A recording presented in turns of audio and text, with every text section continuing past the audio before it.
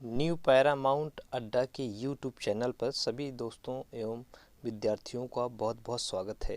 अभी तक हमने भारतीय संविधान का निर्माण एवं इसकी विशेषताओं के लिए हमने 2 पार्ट में आपके थ्योरी सेक्शन कंप्लीट कर दिया था। उसमें से मैंने एक पार्ट ऑब्जेक्टिव भी डाल दिया था और ये पार्ट नंबर 2 जो ऑब्जेक्टिव क्वेश्चंस हैं इसका हम अभी अध्ययन करेंगे। तो ये आपका चैप्टर नंबर आपका 2 भारतीय संविधान का निर्माण एवं इसकी विशेषताओं से ये चैप्टर कंप्लीट हो जाएगा। तो आगे इसके बारे में हम जो शेष बचे हुए क्वेश्चंस हैं इनके बारे में हम अध्ययन करेंगे। आप किसी भी कॉम्पिटिटिव एग्ज़ाम की तैयारी कर रहे हैं तो आप लोग इस चैनल से ज़रूर जुड़िए, इसका बेनिफिट आपको ज़रूर मिलेगा। तो चलिए, आप जैसे देख ही रहे हैं कि एसएससी, रेलवे और आपका police, TET, UP TET, civil आदि किसी भी एग्ज़ाम की आप तैयारी कर रहे हैं तो आप लोग ज़रूर जुड़िए, इसमें आप लोगों को बहुत बेनिफिट होगा। तो चलिए क्वेश्चन स्टार्ट करते हैं। क्वेश्चन हमारे हैं, क्वेश्चन नंबर 1, भारतीय संविधान के निर्माण के समय संवैधानिक सलाहकार कौन थे? तो इसमें पूछा गया है कि भारतीय संविधान के जब निर्माण हो रहा था तो उस समय संवैधानिक जो सलाहकार थे तो किन को बनाया गया था? तो ये बी.एन. राव जी को बनाया, किसका बनाया गया था? बी.एन. राव को। इसका जो करेक्ट आंसर हो जाएगा आपका ये हो जाएगा C option is correct answer हो जाएगा। तो यानी बी.एन. राव को जो है ये क्या बनाया गया था? संवैधानिक सलाहकार बनाया गया था। बी.आर. अम्बेडकर जी को क्या बनाया गया था? प्रारूप समिति के ये यहाँ पर अध्यक्ष थे। डॉक्टर राजेंद्र प्रसाद ये भी आपके राष्ट्रपति रह चुके हैं। और डी.के. मुंशी जो हैं इनको क्या बनाया गया था? ये प्रारूप समिति के एक सदस्य के रूप में बनाए गए थे, यानी कार्य संचालन समिति के भी अध्यक्ष थे। तो इसलिए ये आपका क्वेश्चन कंप्लीट हो जाता है। चलिए नेक्स्ट क्वेश्चन देख लेते हैं। अगला क्वेश्चन है, भारत सरकार द्वारा राजकीय चिन्ह जो है कब अंगीकृत किया गया? ये मोस्ट इंपॉर्टेंट, जितने भी क्वेश्चन है मोस्ट इंपॉर्टेंट क्वेश्चन है। अगर ये वीडियो पसंद आए तो लाइक और शेयर जरूर करिएगा। और देखिए, किसी न किसी एग्ज़ाम के लिए, जैसे पीसीएस हो गया आपका और यूपीएससी हो गया, वनडे एग्ज़ाम के लिए दृष्टि से तो है ही ये, लेकिन सिविल के लिए मोस्ट इम्पॉर्टेंट है। तो ये पूछा गया है कि भारत सरकार द्वारा राजकीय चिन्ह कब से अंगीकृत किया गया है? तो इसका जो करेक्ट आंसर हो जाएगा आपका डी हो जाएगा, यानी कह सकते हैं कि इसका जो करेक्ट आंसर आपका डी हो जाएगा। कौन सा ऑप्शन हो जाएगा? डी। 26 जनवरी 1950 को आज की चिन्ह जो है स्वीकृत किया गया था। तो ऐसे क्वेश्चन बहुत इंपॉर्टेंट होते हैं, आप लोग इनको गौर से देखिए और एनालाइज करिए और देखिए आपके ये जो मैंने 11th क्वेश्चन लिए हैं कितने आपके इसमें से सही हो रहे हैं। चलिए नेक्स्ट क्वेश्चन देखते हैं। नेक्स्ट क्वेश्चन ये कहता है, भारत के समवर्ती सूची की परिकल्पना कहाँ से ली है? मोस्ट इंपॉर्टेंट क्वेश्चन है, कई बार एग्जाम में पूछा गया है। तो इसके ऑप्शन देख लेते हैं। यूएसए के संविधान से, स्विट्जरलैंड के संविधान से, ऑस्ट्रेलिया के संविधान से, यूएसएसआर के संविधान, यानी ये लास्ट जो ऑप्शन है रूस कहेंगे। तो यहाँ पर ये देखा गया है कि जो ये समवर्ती सूची ली गई है वो ऑस्ट्रेलिया के संविधान से। कहाँ से ली गई है ये? इसका जो करेक्ट आंसर आपका हो जाएगा सी हो जाएगा, यानी ऑस्ट्रेलिया के संविधान से इसको लिया गया है। तो इसलिए ये क्वेश्चन आपका सही हो जाएगा। चलिए नेक्स्ट क्वेश्चन देख लेते हैं। नेक्स्ट क्वेश्चन क्या है? क्वेश्चन नंबर 4 है, भारत की संघात्मक व्यवस्था निम्नलिखित में से किस देश से संबंधित है? तो कई बार ऐसे क्वेश्चन पूछे गए हैं, ये भी मोस्ट इंपॉर्टेंट है। तो ये जो आपका हो जाएगा इसका करेक्ट आंसर ए हो जाएगा, यानी कह सकते हैं कनाडा के संविधान से लिया गया है। ठीक है, तो हम लोग की जो है दूसरे देशों से कुछ न कुछ लिए हैं, तो ये संघात्मक व्यवस्था कहाँ से ली गई है? कनाडा से लिया गया है। तो आप लोग इसको याद रखिएगा। चलिए नेक्स्ट क्वेश्चन देख लेते हैं। नेक्स्ट क्वेश्चन क्या है? ये दिया हुआ है, लिखित संविधान का प्रारंभ लिखित में से किस देश से हुआ है? यानी जब इस लिखित संविधान स्टार्ट हुआ तो कौन से देश से हुआ था? तो इसका जो ऑप्शन जापान, बी ऑप्शन है इसका भारत, और तीसरा ब्रिटेन, चौथा ऑप्शन क्या है? अमेरिका। तो इसलिए इसका जो करेक्ट आंसर हो जाएगा संयुक्त राज्य अमेरिका, यूएसए से जो इसका स्टार्ट हुआ था, यानी अमेरिका से। तो इसलिए इसका ऑप्शन हो जाएगा अमेरिका हो जाएगा। चलिए नेक्स्ट क्वेश्चन देखते हैं।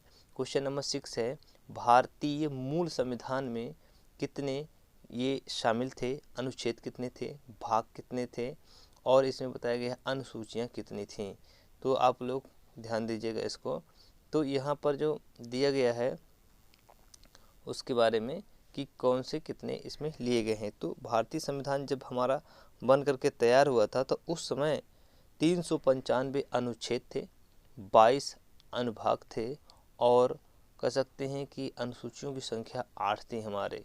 कितनी थी अनुसूचियाँ, कितनी थी अनुसूचियाँ उस समय हमारी 8 अनुसूचियाँ थी। तो ये भी आपको याद रखना है।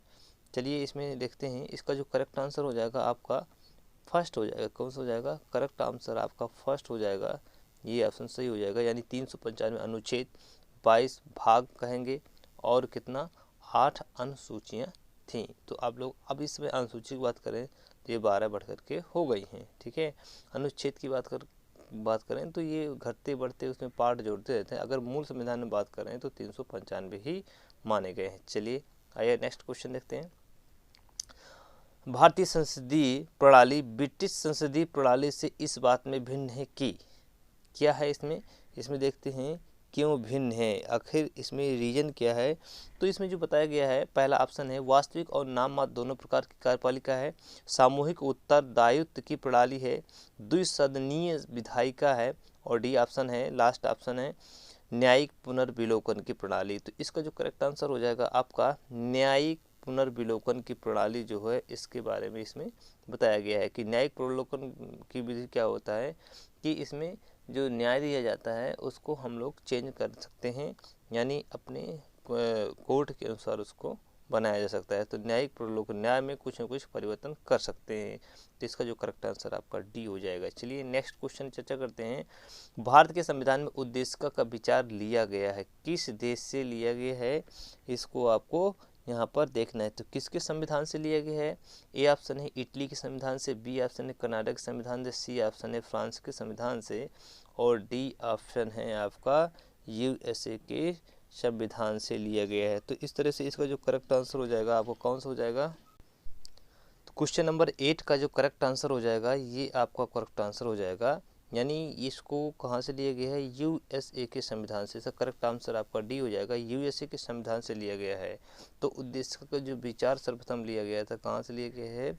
इसका जो 8 का करेक्ट आंसर हो जाएगा आपका डी, यूएसए के संविधान से लिया गया है। चलिए नेक्स्ट क्वेश्चन देखते हैं।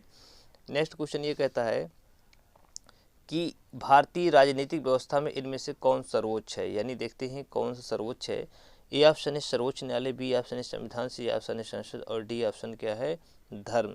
तो इसमें देखना है कि सबसे उच्च कौन सा है। तो देखिए हम इसका बात करें तो इसका जो करेक्ट आंसर हो जाएगा आपका बी हो जाएगा, क्योंकि बी में चर्चा की गई है कि संविधान जो है सर्वोपरि है, तो इसलिए करेक्ट आंसर इसका हो जाएगा बी हो जाएगा। यानी संविधान जो की बात कही गई है तो इसमें सर्वोपरि आपका संविधान ही माना गया है। नेक्स्ट क्वेश्चन देखते हैं। भारत के लिए संविधान की रचना हेतु संविधान सभा का विचार निम्नलिखित में से सर्वप्रथम किसने प्रस्तुत किया था? तो इसका देखना है कि किसने प्रस्तुत किया था।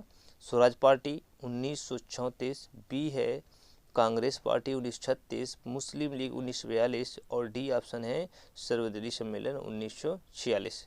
तो इसका जो करेक्ट आंसर हो जाएगा, यानी इसने जो विचार की बात किया है, सर्वप्रथम विचार किसने दिया था? किस पर?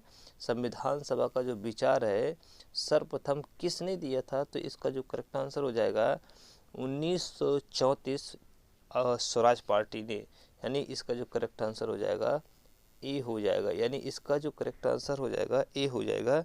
इन्होंने यानी स्वराज पार्टी ने ही सर्वप्रथम क्या दिया था? इसका विचार प्रस्तुत किया था। तो ये क्वेश्चन कई बार कंफ्यूज करता है, तो आप लोग इसको सही से ध्यान दीजिएगा। चलिए अगला क्वेश्चन और लास्ट क्वेश्चन देखते हैं। सूची एक को सूची 2 से मिलाना है। ठीक है, इसमें मिलाना है, मिलान करना है। मिलान करने के लिए क्वेश्चन कई बार पूछे जाते हैं।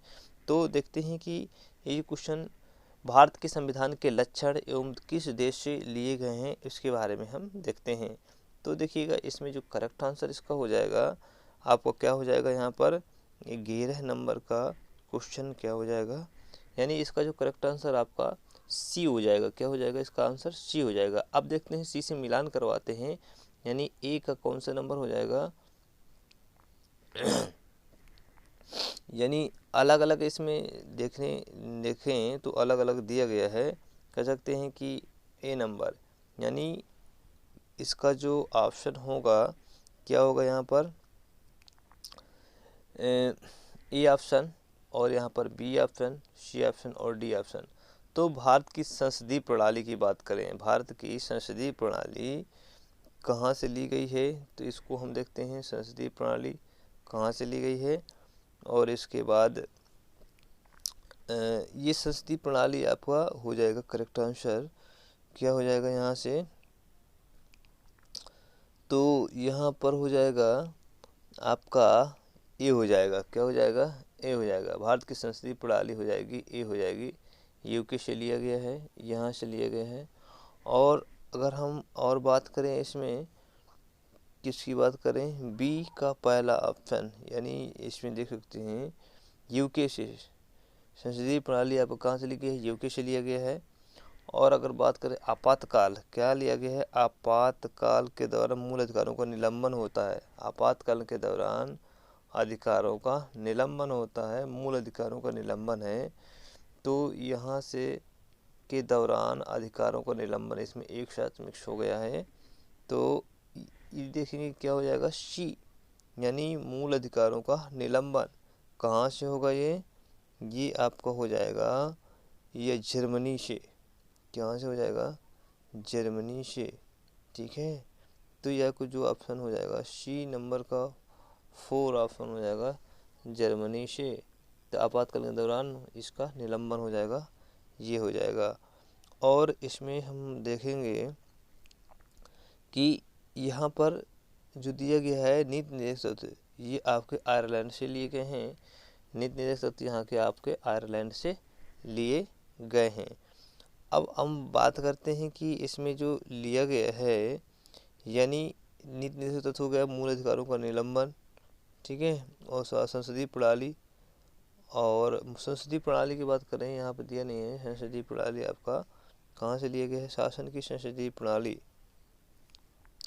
तो बी का यानी यूके से ली गई है, ये आपको पता होगा। और इसका जो है आपका ये संयुक्त राज्य अमेरिका मूल अधिकार यूएसए से लिए गए हैं, और ये आपका यूके से लिए गए हैं, यूएसए से क्या लिए गए हैं, संयुक्त राज्य अमेरिका से जो है ये आपके मूल अधिकार, यहाँ पर तो छूट गया है, मूल अधिकार है, क्या है, मूल अधिकार जो है, मूल अधिकार जो कहाँ से लिए गए हैं, ये आपका यूएसए से लिए गए हैं। तो आपको इतना याद रखना है इसके बारे में। चलिए तब तक के लिए धन्यवाद, और मेरे चैनल से जुड़ने के लिए आप चाहिए, ये मेरा यूट्यूब चैनल है, इसको आप सब्सक्राइब कर लीजिए, यहाँ से आपको कुछ ना कुछ बेनिफिट मिलेगा और फ्री ऑफ कॉस्ट है। और ये अभी हम लोगों की क्लास भी चल रही है, तो आप जा कर के इसको ज्वाइन कर सकते हैं, अभी टाइम है।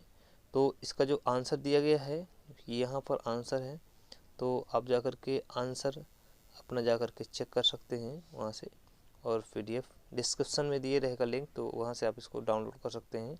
चलिए तब तक के लिए धन्यवाद, नमस्कार, जय हिंद, जय भारत।